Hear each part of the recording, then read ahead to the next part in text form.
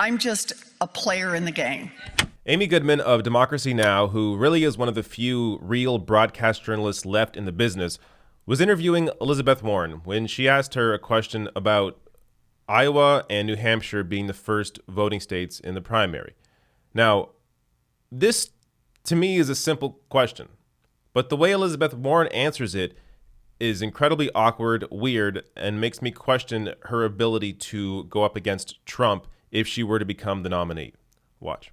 Speaking about racial injustice, do you think the order of the primary states should change? You have Iowa and New Hampshire. Wait, let me just, before you finish, are you actually going to ask me to sit here and criticize Iowa and New Hampshire? No, I'm asking about the order. No, that is what Iowa and New Hampshire let me are all just about. ask, they're two of the whitest states in the country. And then we move to South Carolina with a very significant population of people of color.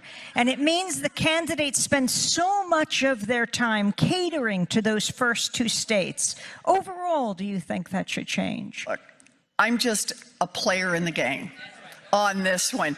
And I am delighted to be in South Carolina. Thank you. Thank you so much. Thank you, Senator.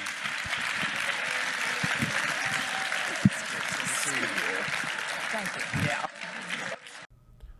All right, so that was weird. Now look, obviously if Warren's the nominee, I don't think she will be, but if she's the nominee, I'll support her. Now maybe it's bad politics to say that now, but I think most people that support Bernie Sanders would vote for Elizabeth Warren against Donald Trump. But this answer here is just awkward and weird. This is not a hard question. And she walks off, and then if you notice, it's caught on mic. Amy Goodman's thanking her for the interview, and then Warren goes, yeah. She's annoyed at this very basic question. Now, look, I mean, you could say she doesn't want to offend people in Iowa and New Hampshire here, but there is a way to answer this question without offending anybody. I'm going to actually show you a perfect example of that from Julian Castro in a minute here. But this idea that someone like this against Donald Trump, I mean, Elizabeth Warren is clearly afraid to say what she actually thinks, which doesn't work well anymore. This is typical politician crap. You have to speak your mind. You have to actually stand up and speak out for what you actually believe in, or else it comes off as you're just a phony politician.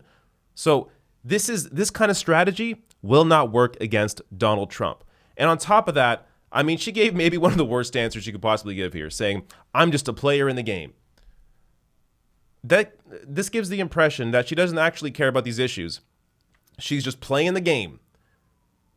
I mean, look, I understand she clearly felt uncomfortable here, and when people are uncomfortable, they can sometimes give bad answers, but this did not come off well at all. Now, to give you an example of what the obvious answer to this question is, here is how Julian Castro answered this question when he was on MSNBC. I actually believe that we do need to change the order of the states, because I don't believe that we're the same country we were in 1972. That's when Iowa first held its caucus first. And by the time we have the next presidential election in 2024, it'll have been more than 50 years since 1972. Our country has changed a lot in those 50 years. The Democratic Party has changed a lot. What I really appreciate about Iowans and the folks in New Hampshire is that they take this process very seriously. They vet the candidates, they show up at town halls, they give people a good hearing. At the same time, demographically, it's not reflective of the United States as a whole, certainly not reflective of the Democratic Party, and I believe that other states should have their chance. So yes, of course, we need to find other states. And that doesn't mean that Iowa and New Hampshire can't still play an important role. Right. But I don't believe that forever we should be married to Iowa and New Hampshire going first. And that's just the truth of the way that I see it. So I think that's a perfect answer. Now, you could make the excuse saying, well, Castro is under less pressure because he's not going to win Iowa. He has no chance there. So he's able to, speak his mind and say how he actually feels. But I think the way he answered that question wouldn't be offensive to people in Iowa and New Hampshire. And even if you don't want to go as far as Castro did, Warren could have just said, you know what? It's a great question. I haven't thought much about it. Maybe it's something worth exploring. But I mean, right now I'm running in Iowa and New Hampshire, and I'm dedicated to the people there. So I haven't thought too much about this yet. But ask me again later. We'll see how I feel. I mean, she could have gave a non-answer like that, and it would have been fine. Would have made no headline, no news, and we all would have moved on. But the way Warren answered the question to Amy Goodman shows you that she is not willing to actually say what she feels.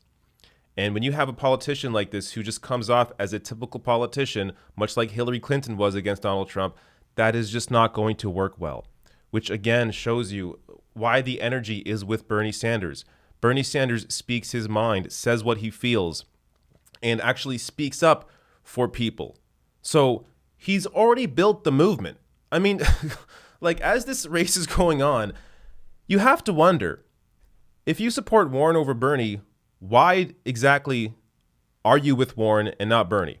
Bernie has the movement. He has the support. He has the grassroots support. He has the most individual donors by far, the most donations by far, the most volunteers by far. He's the only candidate to hit 1 million individual donors. And he hit that number in September. No other candidate has even come close to that yet. So Bernie already has this grassroots movement, the movement that he will use to put pressure on politicians in Congress to get his agenda passed. Warren does not have that. She has no strategy to actually get her agenda through. Bernie Sanders has the agenda and the strategy and the track record of fighting. He has a record of standing up for people and standing up against established power. Elizabeth Warren does not have that. So again, Warren's not the worst candidate in the world. But when you're looking at these two candidates, which right now are two frontrunners in the race, you have to really consider who is best suited to push the agenda forward, who is best suited to actually get what they want to get passed, and who can actually beat Donald Trump and really embarrass him in an election. And I think it's clear Warren doesn't have that, and Bernie Sanders does.